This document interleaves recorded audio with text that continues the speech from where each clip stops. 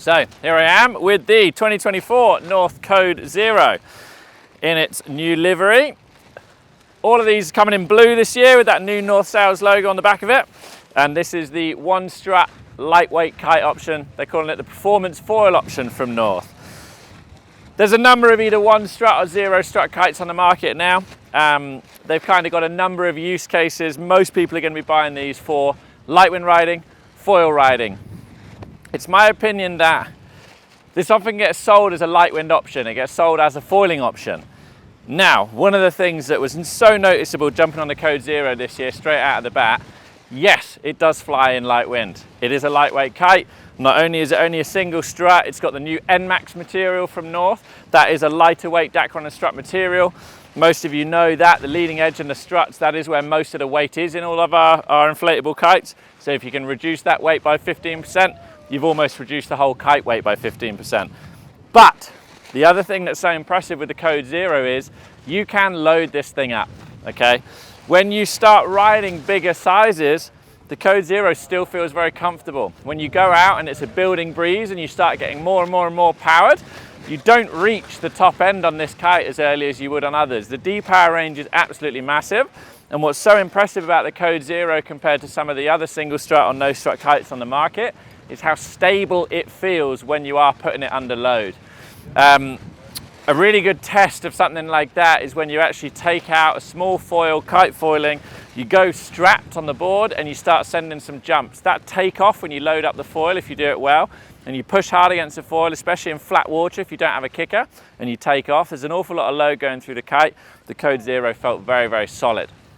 One of the benefits about being able to ride a slightly bigger size and not feel too overpowered was the fact that when you did go jumping, when you did go boosting, if that's your thing on the foil, you still had a good bit of canopy area above your head to actually catch you. Quite often when you start going on foiling dedicated products, it's like, oh, it's really nice to go smaller and smaller and smaller with your kite size because you can, because the foil is efficient, but then you generate so much apparent wind, you generate so much power through speed, you feel like you can jump, you do jump high, but with no canopy area above your head, you just end up dropping. So that's what I quite liked about the Code Zero, is if you wanted to go out boosting, you can just take a slightly bigger size of it. It was still super fast, super quick through the sky, being that single strut design, but you had a little bit of loft and a little bit of hang time on landing.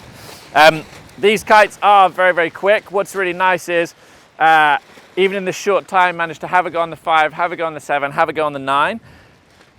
The turning speed is really being refined for each size. So what I mean by that is the 9 is basically as quick as you can make a 9. It's a super fast turning 9-meter kite, whereas the 5 isn't too much like a little wasp just disappearing around the place. It's like slowed down ever so slightly. Like the turning speed for each size has been refined to a very comfortable manner.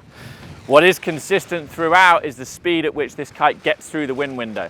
It flies forward fast, and that's really nice when you're foiling.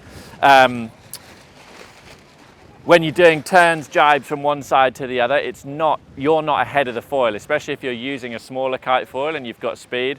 Sometimes you go through a tack or something and you're almost waiting for the kite to catch up. That's never going to be the case with the Code Zero. You can adjust your line length on the navigator bar. That's going to have a massive impact on how the Code Zero flies. Same with any of the kites, but particularly common on the foiling. When you're going out kite foiling, recommend you give that a go. So, 2024. Code Zero. If you're into your foiling, if you're into your wave riding, it does also perform very nicely on a surfboard. As I said, you can load this kite up really, without it being unstable. So don't be scared if you're a heavier rider and you're wanting to use this kite. The Code Zero is definitely one of the lighter weight kites that will allow you to do so. We are going to use this more between now and its release. By that time, when you're seeing this, the Code Zero will be out and we should have a write-up in IK Surf Mag. So we'll have used it more. Go and check our review for a bit more detail.